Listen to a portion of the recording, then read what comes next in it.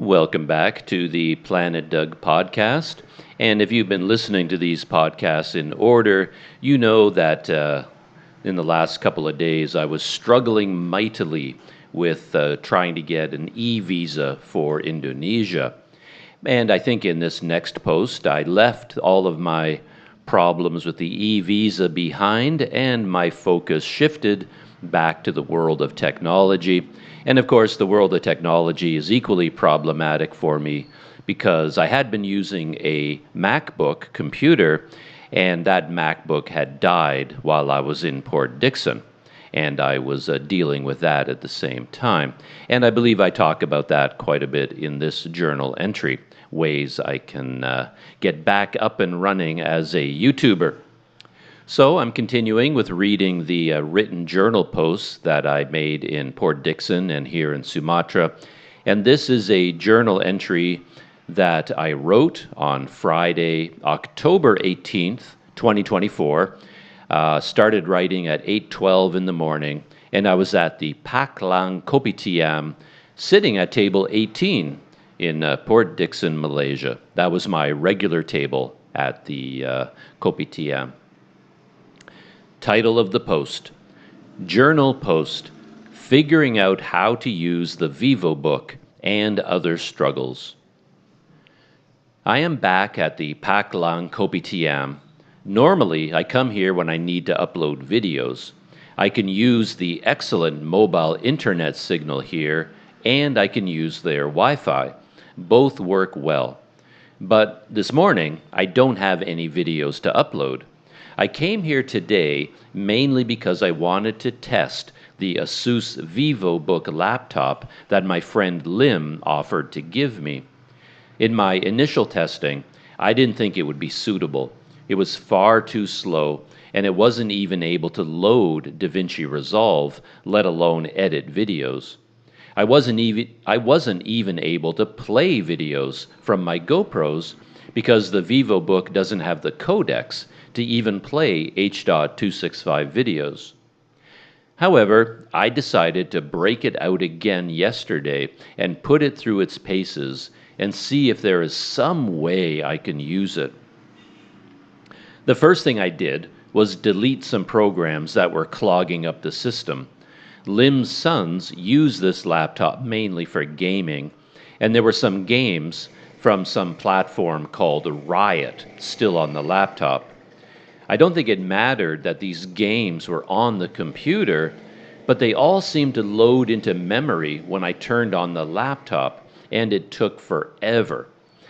After 8 minutes, I'd think the laptop was finally ready to go, and then something from Riot would pop up and start to update and load. It went on and on. Plus, Discord was on the laptop, and Discord was always needing to update something, and it wasn't able to update, so the Discord window would open and just keep spinning and spinning and spinning. I decided to go through all the installed apps and delete as many as I could, including Riot and Discord and McAfee antivirus. Those antivirus programs seem to do so much more harm than good, and they appear to slow down computers, so I got rid of it. Simply removing these programs took most of the evening. You'd think you could take care of it with just a couple of mouse clicks, but it doesn't work that way. One part of the program would have to be deleted first before you could delete the next part, and you would have to restart the computer to finish the uninstall, and simply restarting could take up to 20 minutes. However, I finally got it done, and that freed up 150 gigabytes of storage on the hard drive and a bunch of RAM. And while I was going through the list of apps, I was able to refresh my memory about how Windows works. I'd forgotten so much of the inner workings of Windows.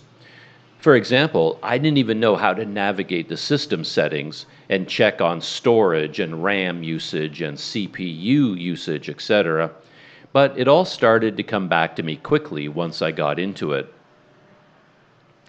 I also came across some other programs that were loaded onto the computer, such as Power Director. That surprised me, and I decided to try it out. To my surprise, it loaded quite quickly. I started to think that maybe I could use this laptop for video editing after all, though to use it, I would have to pay for the Pro version. The version that is installed, the version that is pre-installed on ASUS computers is the basic free version, and it can only edit 1080p videos. I figured that out when Power Director refused to load any of the video I had, and then I realized that all that video was shot in 4K. And to edit 4K, you'd have to buy the Pro version. And then to work with H.265, I'd have to buy a codec pack from the Microsoft Store. So things started to get more and more complicated to even just test it. However, I found some 1080p video, and though it looked horrible on the VivoBook LCD screen, I was able to edit it and export it. And from what I could tell, there was never a particular problem with RAM or the CPU. As a long-term option, this VivoBook is not attractive at all. It's old and slow with a terrible screen and no battery life, etc. But I started to think that maybe I could at least bring it to Sumatra with me. I could use it to write emails and work on Patreon and reply to YouTube comments.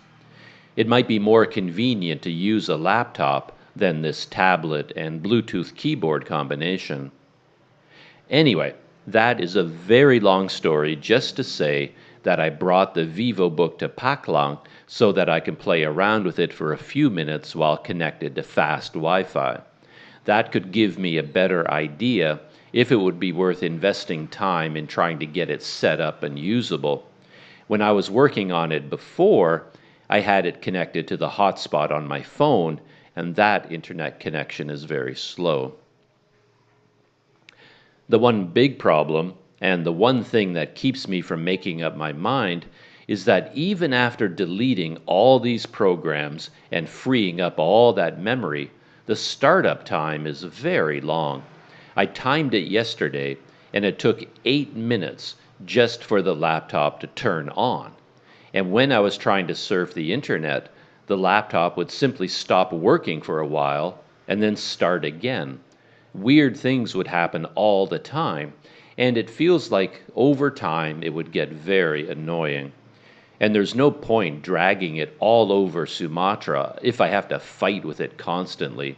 Then I'd be better off keeping things light and streamlined and using just this tablet. I did some research online to see if simply adding more RAM would make the laptop faster, and the answers weren't very positive. People said that normal RAM usage of an idle laptop could be 25% to 35%, and this VivoBook seemed to be using about 35% of the available RAM. So there appeared to be more than enough RAM. It has 8 gigabytes right now, and if it isn't even using 4 gigabytes, then doubling the RAM from 8 gigabytes to 16 gigabytes might not make any difference at all.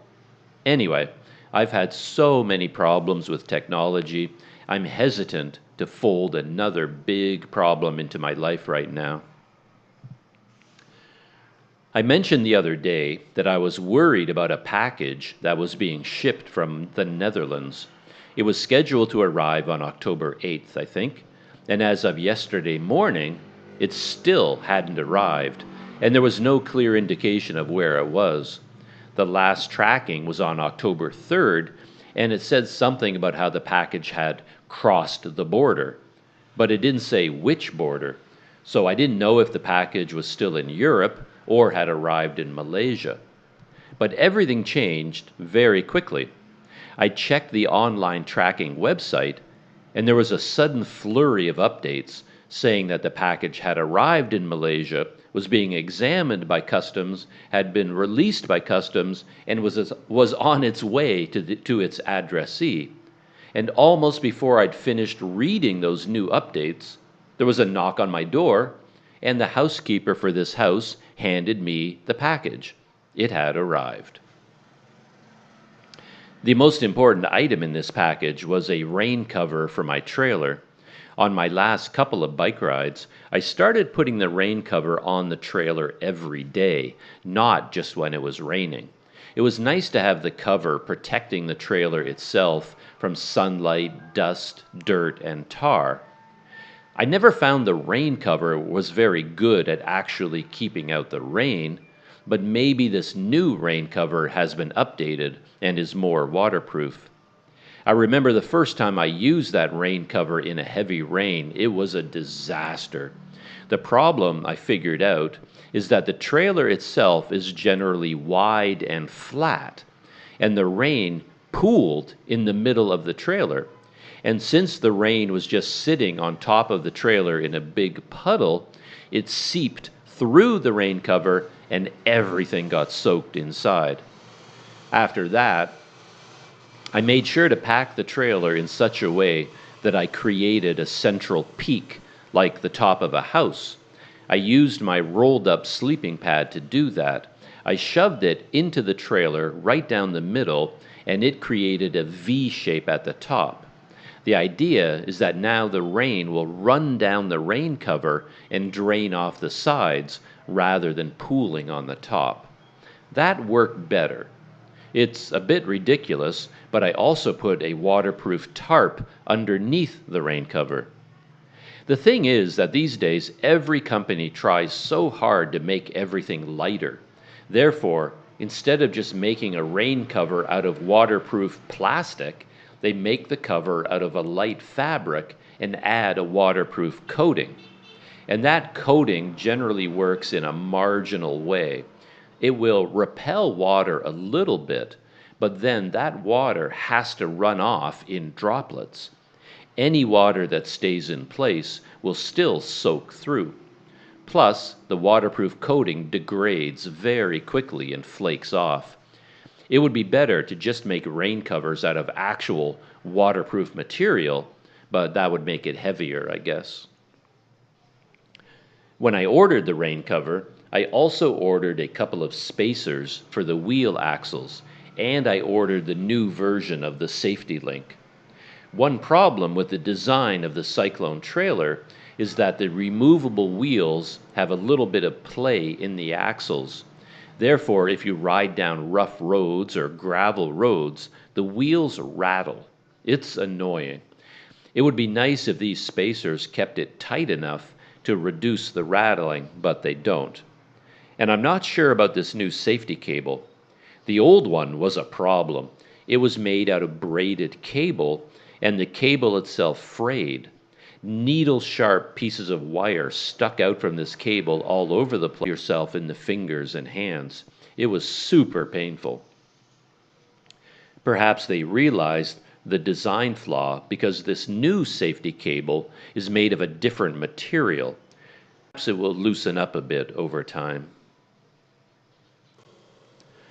I also spent some time yesterday thinking about how to mount the Insta360 X3 camera on the bicycle, and I came up with some interesting ideas. It's complicated, of course, because you have to have two mounting points.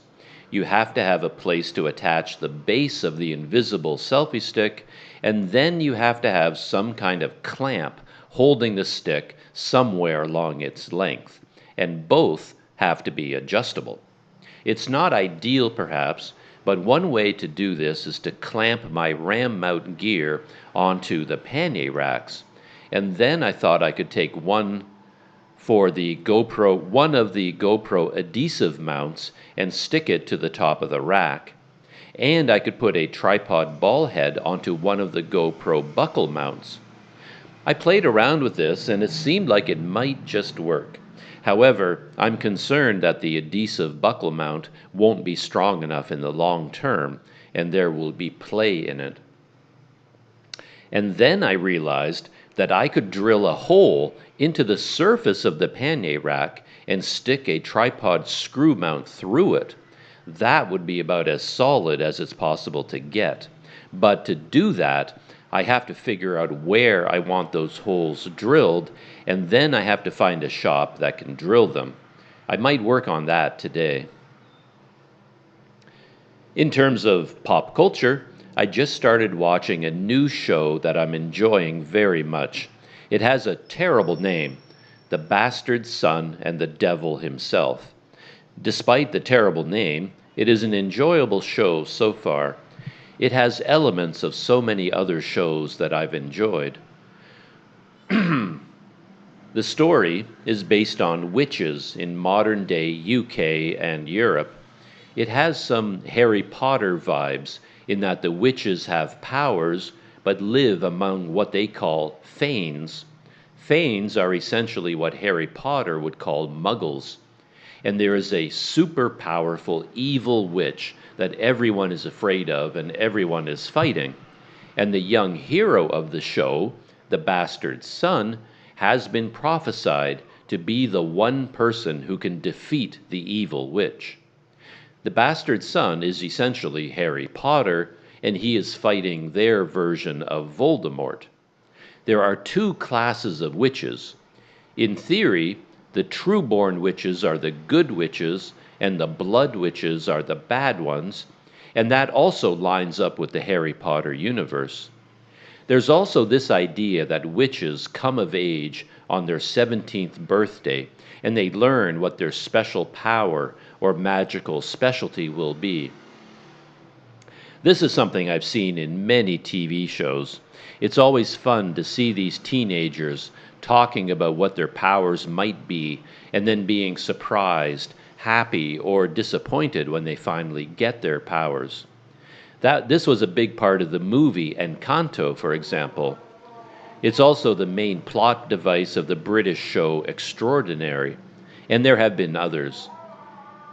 There are also elements of a show like Heroes, in which the main villain has the power to absorb the abilities of other witches while killing them. And this villain becomes more and more powerful over time with multiple magical abilities. Unfortunately, the main character of the show lacks charisma. He's a bit of a lump on the screen. The plot is also a bit confusing, with many characters having a backstory that you only learn about over time, and it is difficult to piece it all together. The show would definitely not be for everyone. It is quite grim, violent, and graphic in its violence. It's brutal. I've also been watching the 4th season of Only Murders in the Building. It has been fantastic. I've been enjoying it very much. And I've been watching the 4th season of Slow Horses. I don't think the 4th season of Slow Horses quite lives up to previous seasons, and the characters all seem so unlikable. I know they are supposed to be that way, but they went so far in season 4 that it was unpleasant to spend time with them. It was a very dismal and depressing show, but still very well done. And I also watched the 2nd season of a science fiction show called The Ark. I don't know that I would go out of my way to recommend this show to people. It isn't a classic. It feels somewhat cheap and made for TV compared to the big serious shows like The Expanse, but it was honestly much better and more enjoyable than it had any right to be. They took big swings in terms of their storytelling. It didn't always land, but I still enjoyed it. Having watched a lot of science fiction, most of the story ideas were familiar to me. They were repeats of classic Star Trek episodes and things like that. For example, there was an episode where 2 of the main characters ended up in some kind of alternate reality where they lived a complete life of 50 or 60 years until they died. They got married and had a full, complete life, but it turns out that it was all just a coma dream. Yet it felt real to them. And this was done in Star Trek. as Captain Picard lived an entire lifetime on a different planet and had a family and a full life. And then he woke up back in his original world and original life. The arc plays fast and loose with plot and characters. They don't take things too seriously, but in the end, I had enjoyed it a lot. I think the second season was better and more mature than the first. My Indonesian visa is still screwed up. I can't locate it online, and I don't know what will happen when I show up in Sumatra. But there's nothing I can do about it now. I can send Indonesian immigration an email, but obviously that won't do anything. I'm sure no one will ever see it. So I think I'm going to wind up my thoughts for now. I'm going to spend the rest of the day working on my bicycle and gear, and perhaps trying to find a metal shop that can drill holes in my pannier racks. And I'm going to get out this VivoBook and test it out with good Wi-Fi. That's it for this morning. And that is the end of my journal entry for that morning. I was struggling with a whole bunch of stuff, but good things were happening. I did manage to get my package from the Netherlands containing the rain cover, and I don't know if it quite came across in the way I wrote down the story, but it was so funny because I was sitting in my room waiting for it, and I decided to check. I was checking constantly. I was constantly checking the online tracking system, and right up until minutes earlier, it still said on October 3rd that it had crossed the border. And that was the last I heard about it. And then there I was, and I thought, oh, why don't I check again? And I check the tracking website, and there were like 5 messages there all in a row. Arrived, sent to customs, seen by customs, examined by customs, released by customs, on the way to the addressee. And as soon as I read the final one saying it was on its way, then there was a knock on the door and it showed up. So, you know what I mean? It was like the tracking was completely useless because they posted all of them all at the same time. Checked by customs, released by customs, on its way, and then it was already here. So even though it was tracking, it wasn't posting the tracking notifications in real time. It would have been better if they said, okay, it arrived. And it could be, obviously it arrived like 4 days ago, but they didn't post it had arrived until the minute it showed up at my door. And they could have posted, oh, it's been sent to customs. And that would have been 3 days ago. And then they could have said, oh, it's been released by customs. That would have been 2 days ago.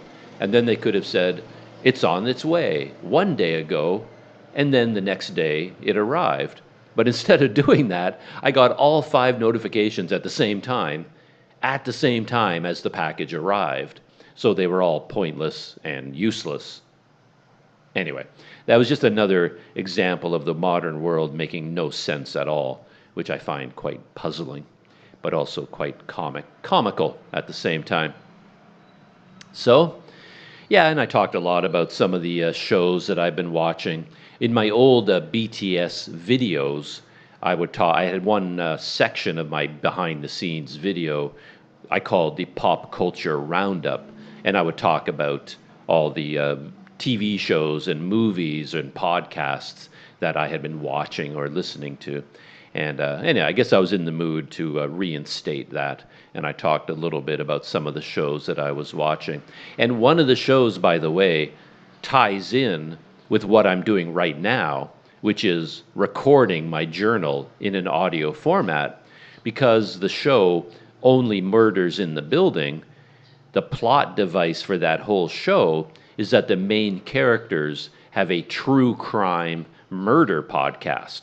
So they're actually podcasters.